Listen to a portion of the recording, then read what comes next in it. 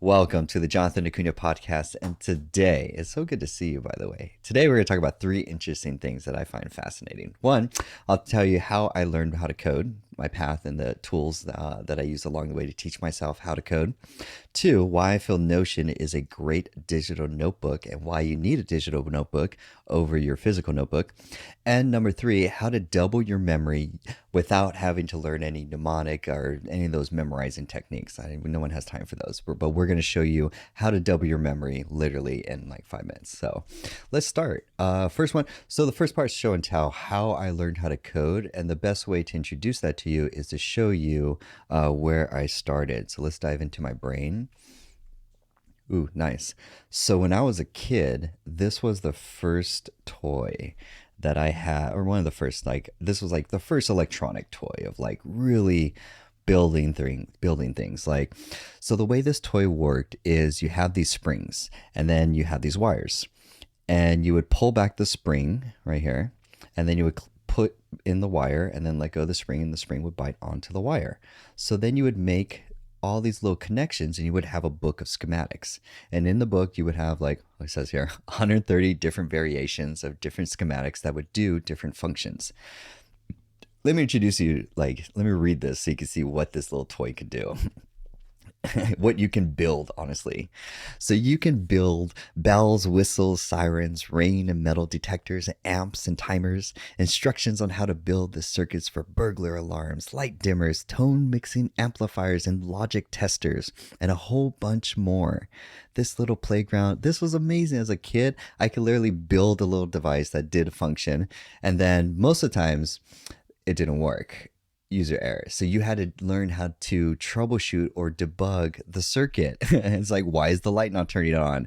You missed a wire or you plugged it into the wrong connection. So you would have to debug what you built in order for you to get the result. So there's an element of like perseverance, problem solving. What a great toy. I don't know if they make these toys like anymore per se. They do, but like, man, do kids even know? No. So like the newest one that I would introduce people, and this is the next level of how I learned how to code. This is important because it's like you have schematics, you have circuit board design, you have to put things in a logical order for them to perform some function. So the foundation was there for starting that. Then I moved into Arduino.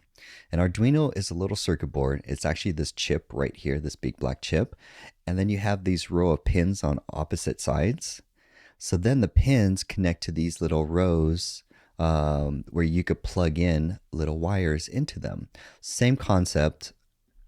Oh, by the way, this is completely safe for kids. It uses DC power so that your kids aren't getting electrocuted. There's nothing that plugs into the wall or anything. Completely safe for kids to play with, which is a caveat. I should put that there. So let's look at Arduino with an accessory kit. Because what you're going to do is you're going to take your Arduino and you're going to connect it to a breadboard. And the best way I'm going to show you is just like this. This is a circuit board that you're going to build, or you would build. You have your Arduino, you have some cables that plug in. That's probably going to read data because you have black and white, so it's getting power. And then this light sensor is feeding data of voltage. It's usually a range between 0 volts and 5 volts. And that range is going up and over into the Arduino. And the Arduino is reading it to detect, is there motion around? So all your IoT devices or your smart devices around, they're just a bunch of little circuit boards and then little sensors and stuff. So this is cool because you could literally plug, this is a great beginner's kit. It has all the stuff that you need. You need at least like a breadboard, you need a bunch of wires, you need some resistors, you need some LEDs, buttons, depending on what you're building. This has a lot. You have a motor, a relay. Means basically what you could do is you could build a robot to control or sense a physical environment. It could use motors or actuators or servos to manipulate some physical environment, like push a button or flip a switch or open or close a latch or something like that. Then it could use sensors to read information around about the environment. So that's gonna be stuff like, let's see, you have an IR sensor, you have a temperature sensor, temperature and humidity sensor. Those are gonna read voltages between 0 and 5 volts or 0 and 3.3, I think, depending, I don't know, it's been a while. But then depending on that range is gonna be the correlated to what the temperature is, and then you just put that in a computer program. But the great thing about all these is that if you notice, they have these like 3 little pins, 4 little pins, 2 pins. All those pins just plug in to the little circuit board, just like this. You can actually plug them in or use the wires, so that you could build little circuits. Now this, where do you go? Okay, John, where do I go for tutorials? Where do I learn? I don't know how to build this. Where can I go? This is where I highly recommend Adafruit. They have category. They have a great education. Learn Arduino. So here's their. So Adafruit, they source and ship all the different accessories in robotics and STEM education. So if you're tinkering with any like cool LED stuff, if you like the maker community, Burning Man, DIY, arts and crafts, if you want robotics, anything like that, you're going to buy a lot of the stuff. They have a lot of the stuff, which is great. And then also spend time to learn about the founder. She's amazing, super inspiring. But they have the most amazing, beautiful like tutorials on how to use Arduino. They give on the left hand side is like all introduction. They could do a single page or get it in a PDF. And then it's a full lesson. It works down. It tells you, explains to you what is the Arduino board, why, what are the things that you need, what is a sketch or a program. There's many free programs that you could copy paste so you don't have to learn how to code. Here's an example of some code. Don't feel intimidated. All it is you're just booting up the computer and you're just saying, hey, computer, did you know you have an output on pin 13 or you have pin 13 and it's an output? And the computer's like, oh, okay, good to know. I didn't know that. It's like telling the computer you have a left arm and it does this. That's basically what you're telling the computer. You're like, hey, did you know? Now the computer's like, oh, now I know. Now I can do stuff with it, which is here. Like this is a infinite loop over and over. And you're basically saying digital write or turn on or turn it on high or add 5 volts. High is 5 volts, low is off or no volts. So you're saying turn on pin 13, high or apply 5 volts, and then wait 1000 milliseconds or 1 second, because computers are very fast. So you're saying the computer count to 1,000 because you're too fast. So, or in like a millisecond, so like 1 second in our time. And so then the computer's like, oh, okay, I'll count to a second, which is 1,000 milliseconds. And then it goes, okay, what do you want me to do next? Okay, I want you to write 13, same pin, and now turn it off, turn it low, and then wait another second. So what this program's going to do over and over is just flash a light, an LED on and off for 1 second. That is amazing that you could write a program and control some physical object in the real world. That is, if you could turn on and off a light, you can build anything, like anything. But this is a great tool to introduce people into coding. It was meant for artists, to introduce artists to, so that they can develop like developers without having to be a developer per se. So this taught me a lot of foundations in coding and programming. I then took that into Python, which I recommend this book. This is going to teach you how to automate common stuff that you do in business or day-to-day functions, stuff like playing with Google Sheets or automations or input validations. You could automate Gmail. Like this teaches you how to write programs to automate a lot of stuff. The price of this book is priceless because one computer program that will save you hours a day or a week or a month. Like the amount of hours that you'll get back by learning the superpower of programming is insane. Like you exponentially get more time.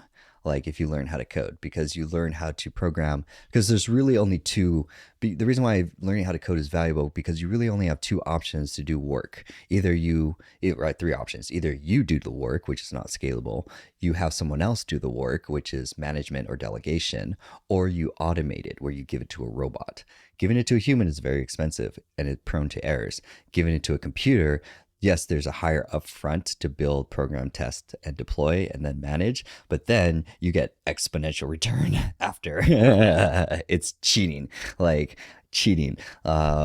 So a lot of my first job was actually building Google Sheets or spreadsheets, that little computer programs that automated people's jobs from copy pasting and having to do extra functions. I was like, just build it in the spreadsheet, so have it be its own app. But a lot of the principles I learned from that. So highly recommend, and that's the path. Now today I'm senior Salesforce administrator to two Salesforce certifications, admin and app builder. And so I build applications in Salesforce and connect Salesforce to other enterprise applications so that data moves in and out. But a lot of the foundation started with Arduino. Hobby project that I had a problem that I need to solve, and learning these tools for fun was the best investment that I ever did for my education. Learning how to code will always pay dividends in time. Always, always. Let's move on to topic number 2, and that is why I feel Notion is a great digital notebook. And the reason why is because let's first look at where we are today. We're in a digital world. There's so much information that you need to collect, consume, organize, and then either build upon. If you're learning something new, if you're a creator, knowledge worker, that you have to output something. So you need some system to consume, organize, and then create, and then ship. If we want to use like the knowledge workflow. So that's why the reason why is because you need a digital notebook versus a physical notebook is just useless. I've never been able to like store physical notebooks or even books. Like at the end of the day, like all my books notes are in Notion. They're not physically. I don't go to the books for the notes. I always refer to my Notion list that has, we're going to go. So let me show you since we're here. I was looking for a child's toy version of that. They don't make those toys anymore, which is annoying. If we do books, Notion books. So trying to build a bookshelf that will help me organize 745 books. Like, let me show you. Actually, I know I'm getting distracted. It's like, trying to zoom in is, let me just refresh the page. There we go. So if we look down here, oh, you're really not going to do that for me? You're not going to zoom? Fine. At the very bottom, oh, you can't see it. It says 745 books that's organizing, but they're all organized across, they're all cataloged across interest. So like you don't get all this extra information. So like you can see, these are all my interest. So every book is categorized or tagged with an interest. And there's over like, oh shit, I don't know how many interests. Hundreds of interests. But each one you can see how it jumps sporadically. It's like popcorn brain, popcorn thoughts. Your mind could go from mindfulness to the subconscious to science fiction to direct response marketing to economics to Bitcoin to marketing, TED Talks, teaching, education, skills of life, executive coaching, leadership, Tao, Bruce Lee. So it's such random, but they're all organized. But the interesting thing is they all build. If you look at a timeline of how you build interest and knowledge, so how I build books is almost like how I build interest. Over time, you'll gain a new interest and then you'll collect a series of like 5 or 6 books. So like medicinal mushrooms we were learning about because the health benefits of it. Then I was in science fiction. So there's a lot. But all of this is, you can think of it like Marie Kondo, organized and categorized. So I could go to any interest. They're all organized, but trying to do that on a bookshelf, like no way. And then because like for example, let's look at the book notes, for example. Let's look at EOS Life, because that's a great book that I always keep going back to. This is all my book notes that I keep going back and continuously build on for like EOS Life, all the principles and stuff that I learned. This is a digital notebook. I can refer back to this instantly. And then you get these cool tools like, let's say I want to talk about the accountability chart, for example. This is the superpower of having a digital notebook versus a physical notebook, is because physical notebooks you can't query, you can't search. You can't say, hey, show me that page where I said the word accountability chart. I know I said that word somewhere in my brain. Show me where. You can't do that with a physical notebook. You can only do it with a digital notebook. And only when all your information is stored in one principle or stored in one place. So all my knowledge or information is stored in Notion. So I could do a search bar, which is Control P to bring up search. And then I could type in the accountability chart. And it's going to show me all the places where I've said that phrase in whatever notes in whatever place. But here's the very first part, like EOS Life comes from right there. So it takes us right to that page. That's instant searching. You could Google your brain. I have the ability to Google my brain. That's that's like an insane superpower, especially for productivity. Like, so all my book notes and everything is digitized, is stored, and I'm able to store, access, and remember large amounts of information, like all the details of 745 books, because it's not in my brain.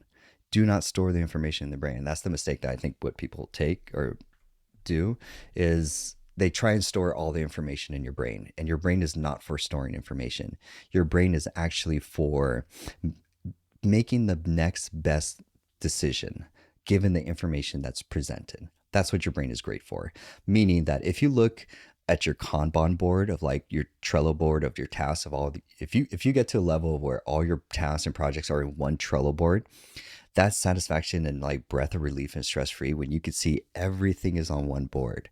I was talking with my neighbor, a business owner, about the satisfaction of not stressing or worrying about anything work related. And that stress that we know that when we go to work, we have all our tasks are on the Kanban board. And that's it. They're not hidden. There's not some random one that's going to creep up out of nowhere. There's not something, some lingering date that's been missed. All of it is in one view. And the stress and like power of that comes from like when you could look at that, see your entire view of the information, and then go, this is the next best decision I should do. I'll work on this because this is a high priority. Given all the information presented, this is the next best decision. And so that's what I do with like a lot of business applications. You have a lot of information in your business, but you need to see certain information at certain stages. So you don't need to see everything, but show me what I need to do. So when I need to make that decision in the business, so I can execute, for example. So say, for example, this also goes into why physical notebooks or paper doesn't store all the information. So you're actually losing information versus having a digital notebook. And this is what I call so Post-its have like one type of information, just text, and then it's hard to remember all the other extra context around that. Versus a Notion page where you can put digital information, or it's multimedia. I could put text, I could put a picture, I could put a document, I could put a YouTube video, I could put a screenshot of what it actually looks like or something, and then text context below. All in one page, and it's easy saved in Notion and then retrieved when I need it. In exactly the same way, the more you could get it close to reality in the past of when you saved it, the faster, better you can execute it. That's basically what you're doing, is you're just trying to save a piece of reality in the past into the present so that you could recall that information to do something, to take some action, to build something. And so Post-it notes and if your information is scattered everywhere, you need to put it all in one app, a digital app, so that you can organize. And I thought about this, like people are doing Notion. Oh, by the way, this also correlates with I'm putting out I have a Notion course, and I putting out a 7-part free Notion course in my YouTube channel. There's a YouTube playlist called Learn Notion. And so there in 7 videos, they're about 8 to 10 minutes long, you'll learn everything on how to learn and edit and all the basics to get up and running with Notion. So that's why I want to get you guys up and running using Notion as a great digital notebook, and then ClickUp for like task and project management. They are separate. They are not combined. You'll find it struggling to try and put documents in ClickUp. You'll find it's a very frustrating experience, and that's why it's not meant for documents. So like all my SOPs, standard operating procedures or routines, that's all in Notion. So Notion is great for knowledge management. Nice. Lastly, let's talk about how to double your memory using without having to do mnemonic or like memorizing techniques and stuff like that. Let's first talk with how does memory transfer from short-term and to long-term memory. And there's 2 hacks that you're going to use, or 2 principles. The first principle is called active recall. And so this is where you put things that you want to memorize in a question and answer form so that you can remember, because they think about like if you're studying for an exam, you're going to remember it in a question. And you're like, hey, what was the capital of California or something? And then you're like, oh yeah, it was, this is this. Okay, cool. Let me put that in there or something. And so you're able to question, and your brain goes, oh, let me go recall it. And so that act of question recall is what you're exercising. So that's why flashcards like Quizlet is really great for spatial repetition, because you'll show Spatial repetition is the principle of showing you information over a long period of time so that you build the short term to long term memory of it. Because it's just sometimes people need to see it 5 times, some people need to see it 50 times. But the more times you see that information or that question or thing, the more your brain will go, oh, this is probably important. I should probably remember this. So it's just showing the information to you over and over until it converts from short term to long term. So let's talk about increasing your memory. And that's where Notion is not just a digital notebook, but also like a digital brain. And I recommend starting off with these lists: a list for all meeting notes, a list for all your documents, a list for all your interest, and lastly, interest for all your books. I don't know if I remember that, but yeah, those are the basic lists. Then you could go out and expand into other lists, random lists that you could add, vision, bucket list, goals, whatever. But these core ones are even SOPs. Definitely add SOPs to the list. These are your core lists: SOPs, meetings, documents. I forgot the other one, but those are the main ones, that main list in Notion that you'll always refer to back and back again. Easy to get to, easy to refer, easy to add information, and then easy to recall it. So those are the ways, because that's how you're going to memorize it. Or like how people think I have a good memory is because I save it in Notion, I look at it, I archive it, I refer to it over and over again. I'm in my brain every day, editing, updating, looking at information, looking at the history, pulling up stuff. Like it's really powerful. So last, I want to leave with just, if you're interested in learning Notion, there's a free 7-part video in my YouTube channel where you could go and learn Notion today for free. And if you're interested in show notes of all the links to Arduino or anything that I talked about today, there's a newsletter down below where you can get all these tips and everything in a short little email, bullet points, link it, and you get the level up, because I'm trying to like transfer information as efficiently as possible from me to you so that you could level up, learn how to code, learn how to improve your brain, learn how to become stress-free by organizing things outside of your brain but inside of a digital notebook. At the end of the day, it's going to bring clarity, it's going to bring stress-free, and it's going to bring more peace, to bring you more present at the end of the day. So I'm Jonathan Acuna. Thank you so much for spending time with me, and I will see you in the next episode. Goodbye.